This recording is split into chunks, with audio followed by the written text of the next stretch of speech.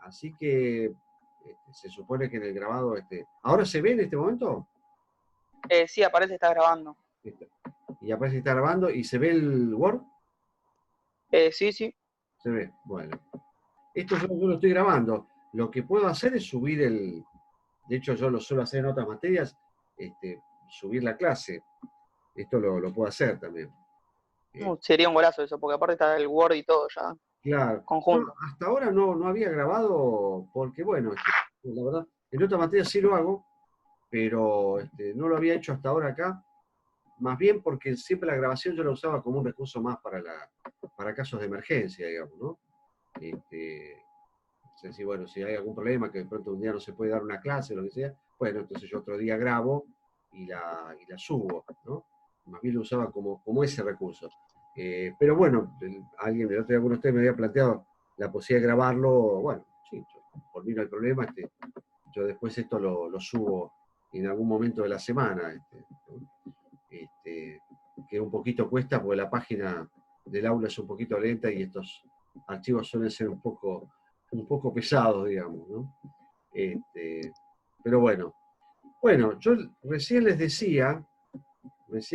hacía referencia a cómo se plantea el tema del ejercicio del modelo de ejercicio social del poder, que esto está un poco referido a lo que es, podríamos decir, las bases sociales, si quieren, del estado de bienestar, digamos, ¿no? Eh, Acá hay dos o tres elementos que me parece importante marcar y que de hecho también están mencionados en el texto, yo rescaté un poco del texto, ¿no? Que es, primero, la idea del Estado, de pensar el Estado social como una especie de compromiso, ¿no? Eh, en el sentido de que no solamente se trata de la definición de un papel para el Estado, sino que además eh, ese rol del Estado se apoya en alguna especie de compromiso político o de compromiso social por parte de los actores involucrados, ¿sí? Cuando digo actores involucrados me refiero, bueno, acá estamos hablando de un compromiso que se da entre dos actores principales, el mundo del capital y el mundo del trabajo, ¿sí? En el sentido que, digamos, como cualquier compromiso, eso supone aceptar ciertas, digamos, garantías y ciertas contraprestaciones, ¿no? Bueno, algunas de esas garantías y contraprestaciones están planteadas acá, la idea de que, bueno, la intervención estatal la acepta el mundo privado en la medida en que sean solo correcciones del orden social y no una transformación radical de ese orden social, ¿sí? Entonces, en ese sentido, lo que podríamos llamar la esfera mercantil o el mercado, o la esfera privada, acepta la intervención estatal en la medida en que esa intervención no implique una modificación sustantiva de lo que son las relaciones privadas de intercambio. Dígase capitalismo, si queremos entender en todas las cosas el capitalismo como propiedad privada y relaciones de intercambio que operan desde una esfera mercantil como es el mercado. Y al mismo tiempo, desde el lugar o desde el mundo del trabajo, esto supone aceptar una serie de compromisos que tienen que ver con la aceptación de la esfera privada y la aceptación de la propiedad privada como característica, digamos, del sistema capitalista. Es decir, para el mundo del trabajo esto supone, bueno, si el capital acepta la intervención estatal en la medida que esta no afecte el orden social, o no implique una transformación radical del orden social, bueno, desde el punto de vista del mundo del trabajo, esto supone aceptar básicamente las premisas sobre las cuales se desarrolla el sistema capitalista, aceptar la idea del mercado como mecanismo de asignación de recursos, aceptar la idea de la propiedad privada de los medios de producción y reconocer, bueno, el hecho de que, en definitiva, la relación con el mundo empresarial se da a través de la libre contratación de trabajo asalariado, digamos, ¿no?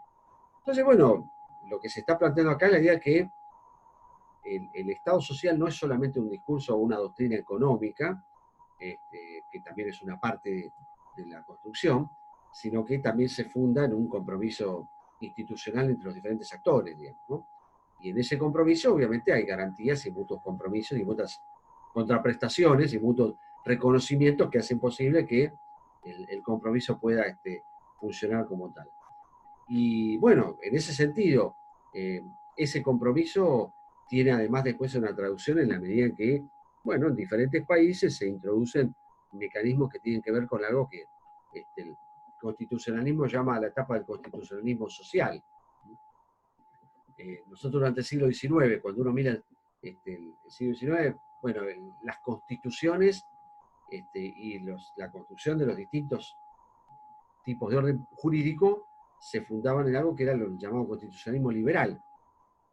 En el sentido que el constitucionalismo liberal ponía más acento en todo lo que era la garantía de los derechos o el resguardo de los derechos individuales, ¿no? Eso que podríamos llamar los derechos de primera y en algún sentido segunda generación, sobre todo los civiles y en menor medida los políticos, digamos, ¿no? Cuando uno está hablando acá del constitucionalismo social, estamos haciendo referencia a otra etapa del constitucionalismo en la cual las constituciones establecen cláusulas para garantizar el ejercicio de derechos que uno podría denominar como de tercera generación. Esto es el tema de los derechos sociales, ¿sí? Y en ese sentido, bueno, las distintas constituciones incorporan una cantidad de artículos que tienden a resguardar los llamados derechos de tercera generación, ¿no? Bueno, ahí menciono un antecedente inclusive bastante anterior, que eran las cláusulas de derechos sociales en la época de la Constitución de Weimar en Alemania, bueno, menciona una cantidad de artículos. En Francia, después de la Segunda Guerra Mundial, hay todo un capítulo, digamos, que tiene que ver con los derechos sociales, como parte del capítulo más amplio de los derechos fundamentales del hombre, ¿no? Que esto después será aprobado por la Organización de Naciones Unidas, ¿sí? Entonces, lo que aparece acá planteado es la idea que, bueno, el tema de la cuestión social llegó para quedarse, o por lo menos aparentemente llegó para quedarse, ¿no? Y que va a tener una efectiva traducción en, bueno, un orden estatal que se basa en constituciones que establecen los resguardos y las garantías para el ejercicio de esos derechos sociales, digamos, ¿no? Bueno, si uno mira la Constitución del 49, que establece el peronismo en ese sentido, bueno, tiene un capítulo muy amplio en la materia, si bien después fue derogada por la Constitución que formula la llamada Revolución Libertadora, la reforma que se hace en 1957 es la que garantiza y establece ese famoso artículo 14 bis, que es el que tiene que ver con todos los derechos sociales, digamos, ¿no? Y que tiene que ver con este clima de época del constitucionalismo social, digamos. Entonces, estamos asistiendo a una etapa en la cual, bueno, el capitalismo entra en esa etapa, como ya decíamos recién, de capitalismo organizado. El Estado entra en esa etapa o en esa fase de Estado social, y desde el punto de vista de la organización constitucional estamos entrando en otra etapa, que es la etapa del llamado constitucionalismo social, digamos, ¿no? Y donde el foco está puesto más en, como decía recién, esto que llamamos derechos de tercera generación, ¿no? Los llamados derechos sociales. Bueno, esto también tiene impacto en otros aspectos, ¿sí? Por ejemplo, tiene un impacto muy significativo en cuanto a lo que es la organización de los partidos. Bien, acá por razones de tiempo justo no vamos a poder ver los capítulos de partido, y podríamos verlo esto con más detalle, pero lo que podemos marcar acá es cómo se transforma la competencia partidaria, ¿sí? Si en la fase liberal del Estado hablábamos de organizaciones partidarias y usaba la figura de partidos notables, porque eso tenía que ver con la organización de los partidos en un momento, podríamos decir, una democracia mucho más limitada. Bueno, en esta etapa del sufragio universal más extendido, y en la cual esto supone la incorporación de otros actores a la arena política, bueno, eso se traduce en un cambio en cuanto a lo que es la organización y las estrategias de los partidos frente a una sociedad mucho más, digamos, compleja, ¿sí? Y ahí hay una transformación no solamente de la democracia liberal, como plantea una democracia de partidos, sino también de los propios partidos. Es decir, lo que eran los partidos de notables ceden paso, o algunos de ellos se transforman en partidos de masas, ¿no? Bueno, después hay toda una literatura que lamentablemente acá no la podemos ver por cuestión de tiempo, pero ahí hace una distinción de lo que eran los primeros partidos de masas que surgen en la segunda mitad del siglo XIX, que eran partidos más de orientación, llamémosle, de tipo clasista, ¿sí? Porque eran partidos más orientados hacia los intereses de una clase en particular, y lo que son muchos de los partidos que surgen durante las primeras décadas del siglo XX, y sobre todo después de la Segunda Guerra Mundial, es lo que se llama partido de tipo profesional electoral, donde, bueno, el objetivo ya no es tanto el de llevar adelante una transformación radical de la sociedad, que eso sigue siendo un objetivo, pero ya pasa a ser algo de muy largo plazo, ¿sí? Eh, Sino que, bueno, el objetivo es conversión en máquinas electorales mediante ganar la elección siguiente, básicamente, ¿no? Entonces, en ese sentido, los partidos pasan a ser una herramienta fundamental, en la cual además, para obtener un triunfo electoral, los partidos, digamos que de alguna manera desradicalizan su mensaje ideológico, en el sentido de decir, bueno, el discurso ideológico y el mensaje de muchos de estos partidos es mucho más, podríamos decir, débil desde el punto de vista ideológico. ¿Por qué? Porque el partido, para ganar una elección, necesita elegirse un público que va más allá de la clase o las clases o los sectores a los cuales originariamente el partido representa. ¿No? Es decir, para poder triunfar en una elección tiene que ir más allá de la base del partido, ¿no? Y ahí aparecen una serie de apelaciones y mensajes que son más al conjunto de la sociedad, a los ciudadanos, a la gente. Bueno, piensen la denominación que se les ocurra, digamos, ¿no? A inclusive colectivos como puede ser el pueblo. Si el pueblo es una categoría mucho más heterogénea que la idea de la clase. ¿Mm? Entonces, en este sentido, todo este proceso implica también un cambio en cuanto a en cuanto al contenido de la democracia, que es pensada justamente como las democracias de partidos, y en cuanto al propio contenido de los partidos que forman parte de esa democracia, ¿no?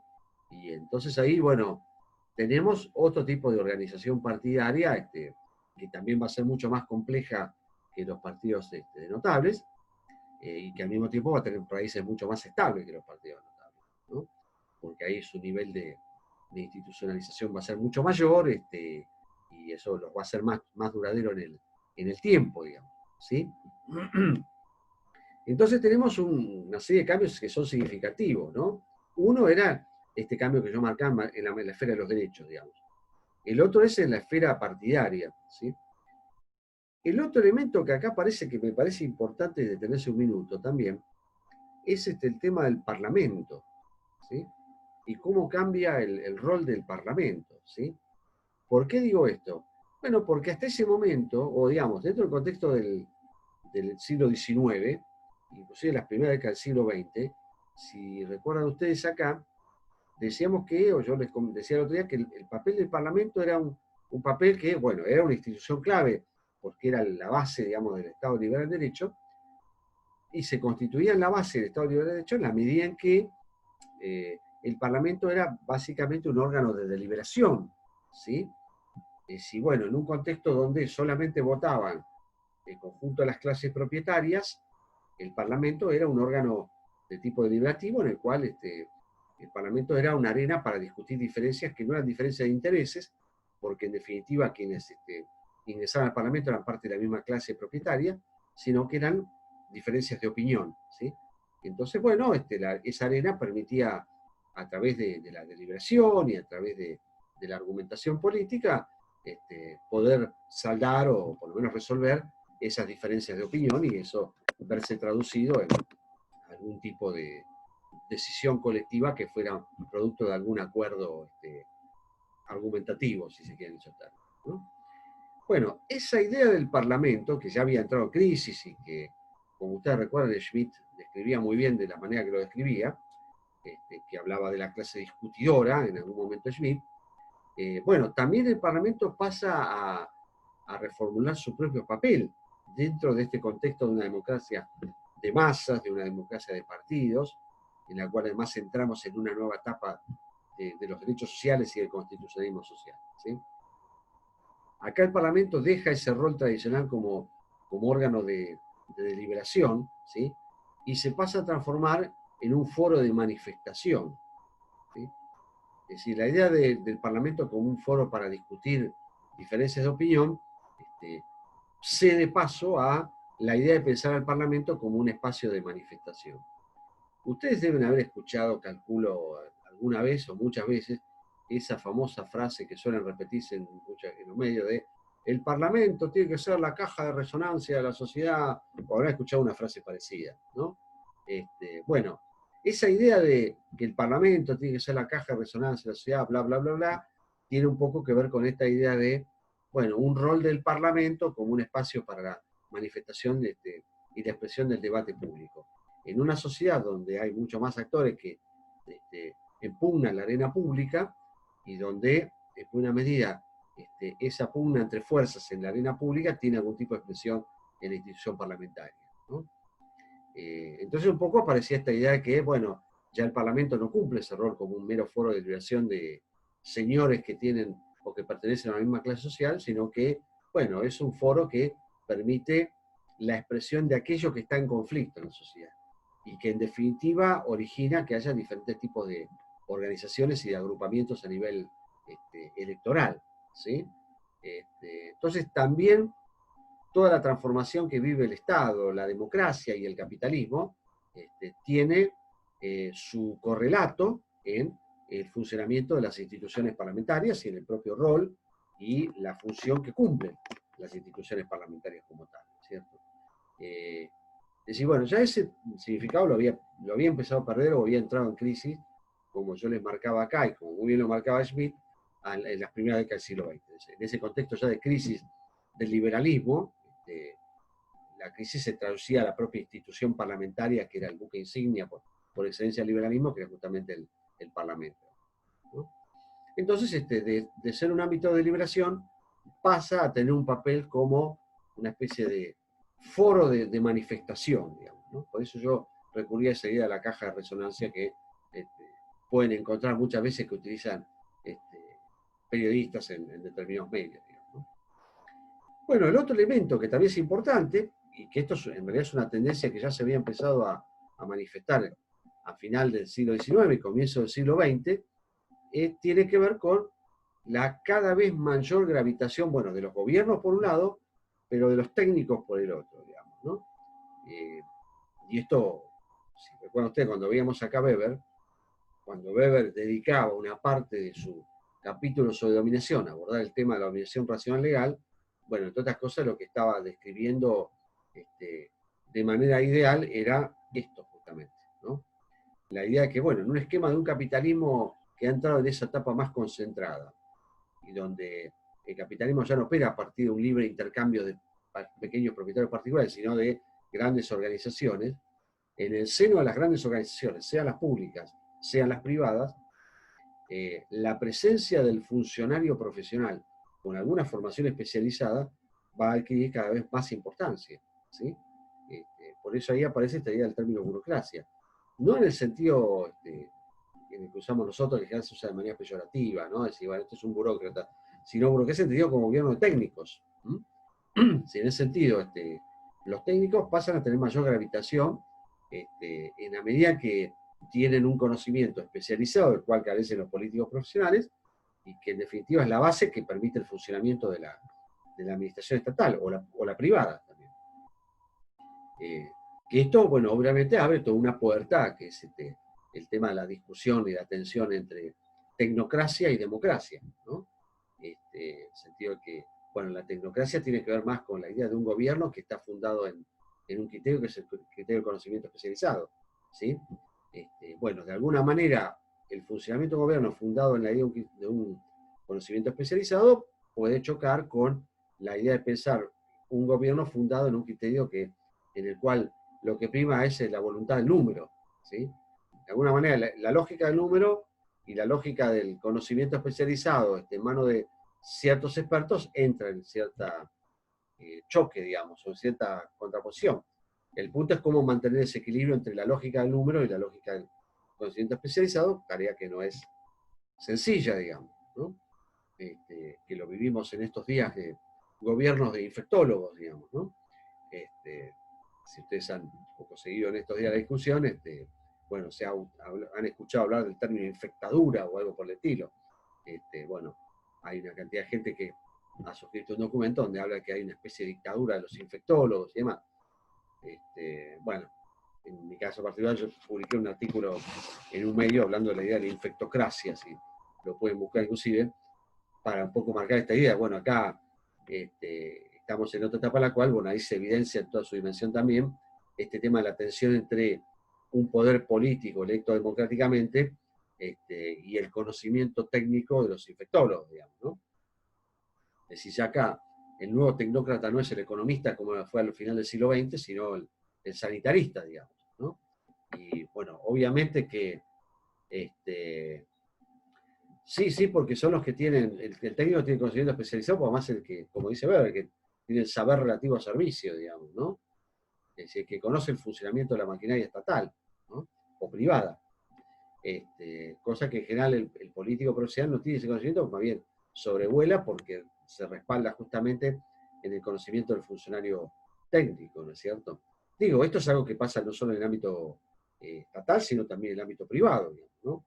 Es decir, las empresas funcionan en buena medida sobre el manejo que hagan los niveles gerenciales, digamos, ¿no? Ya el directorio opera más de una lógica política dentro de cualquier empresa, digamos, ¿no? Sea chica, mediana o grande. Y ahí, bueno, aparece un tema y una discusión interesante respecto hoy al papel de los infectólogos, digamos, ¿no?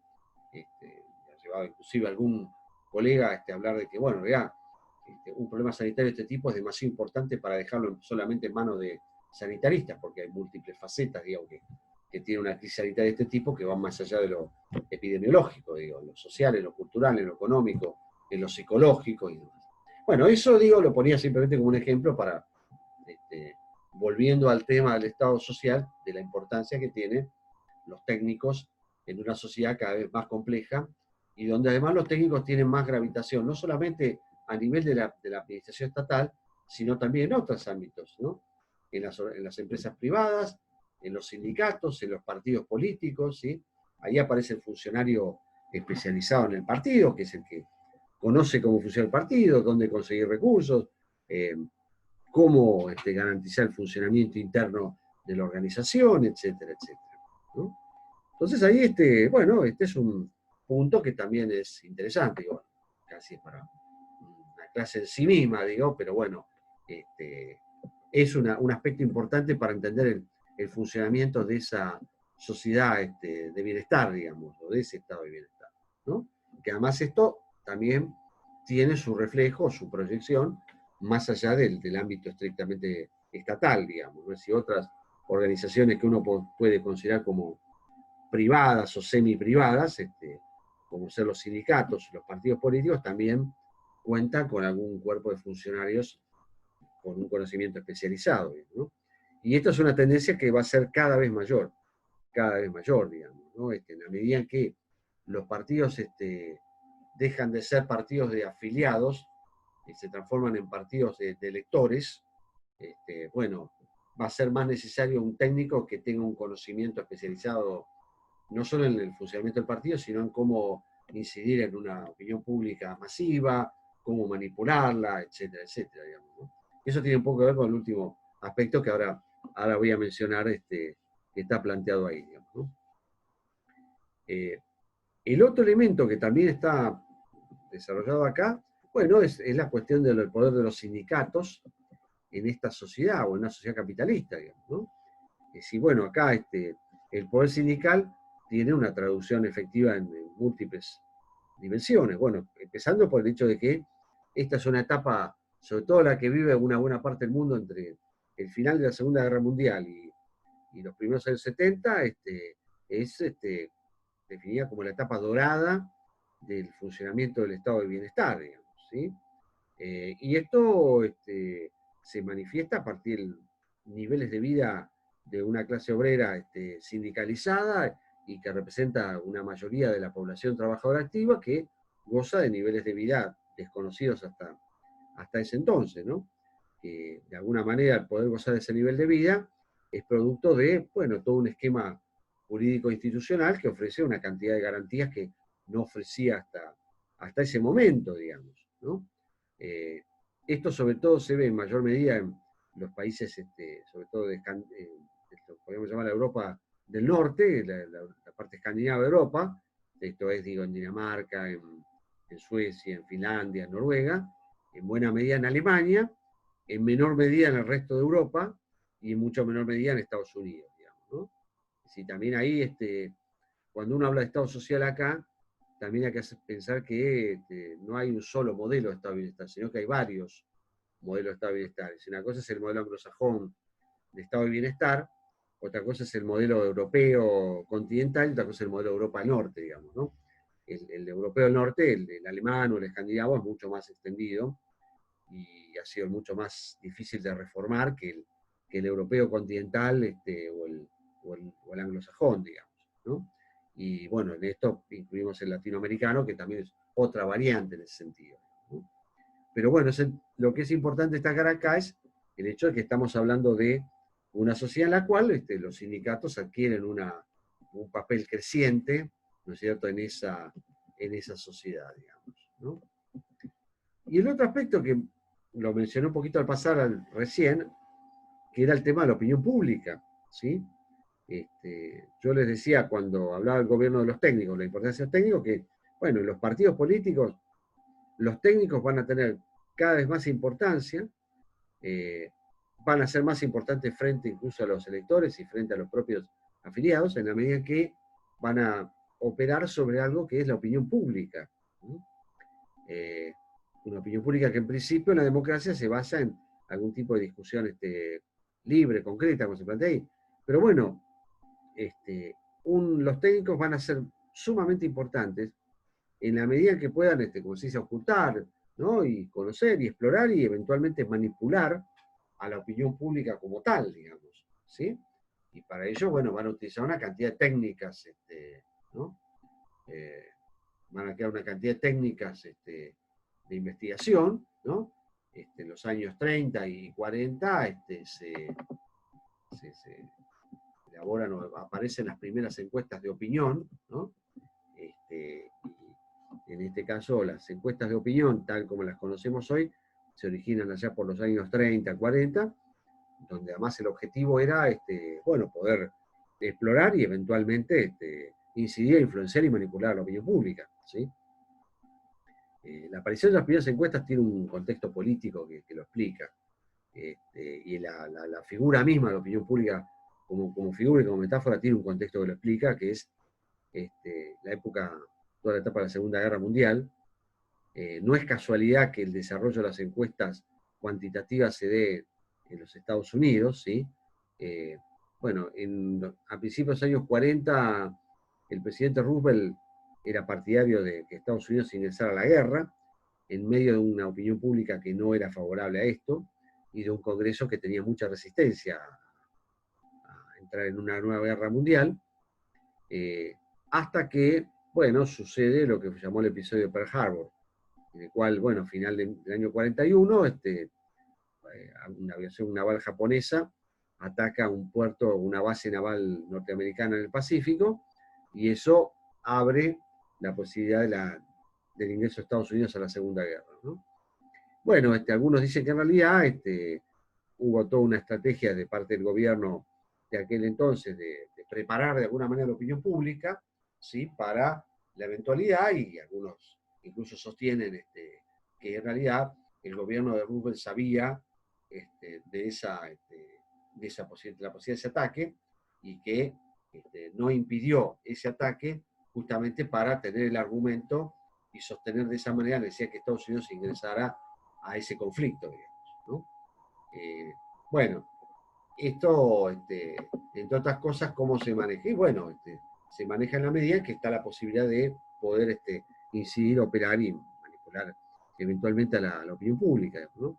Y ahí aparecen una cantidad de procedimientos, digamos, para que hacen posible trabajar sobre la opinión pública, digo, ¿no? Y hay diferentes modelos de encuestas, digo, hay encuestas cuantitativas, cualitativas, hay una cantidad de instrumentos, digo, que se utilizan para poder ocultar, digo, qué es lo que está pasando en un momento determinado o en una secuencia más larga al interior de la opinión pública como tal, ¿cierto?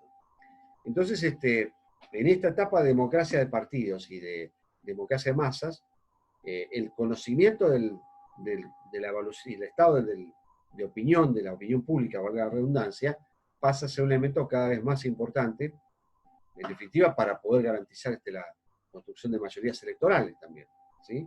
Y para ello, bueno, se hace uso de las diferentes técnicas cada vez más sofisticadas de conocimiento de la opinión pública como tal, ¿no?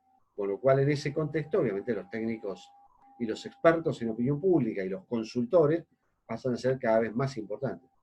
Y cada vez son más importantes incluso que los propios militantes de los partidos, ¿no? Esto es algo que se va a profundizar mucho más todavía a partir de los años 70, 80, ¿no? Sí, no es que se fabrique la opinión pública, sino que en realidad se utilizan técnicas que permitan de alguna manera influenciarla, direccionarla, orientarla, ¿no? Y en ese sentido, bueno, se utilizan diferentes estrategias, ¿no? Desde lo comunicacional, bueno, en fin, hay una cantidad de instrumentos, digamos, ¿no?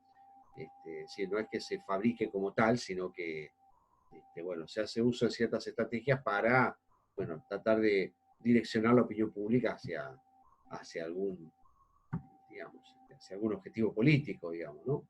O direccionar en términos de que la opinión pública se vuelque a favor de una posición en un tema particular como tal, digamos. Por eso, cuando usted ve cualquier campaña electoral, está tan presente esta especie de guerra de encuestas que se dan, donde en buena medida la guerra de encuestas no es casual, sino que, bueno, tiene un objetivo, que es, bueno, establecer o instalar cierto estado de ánimo, cierto clima, que haga posible el triunfo o no de determinados actores, ¿no?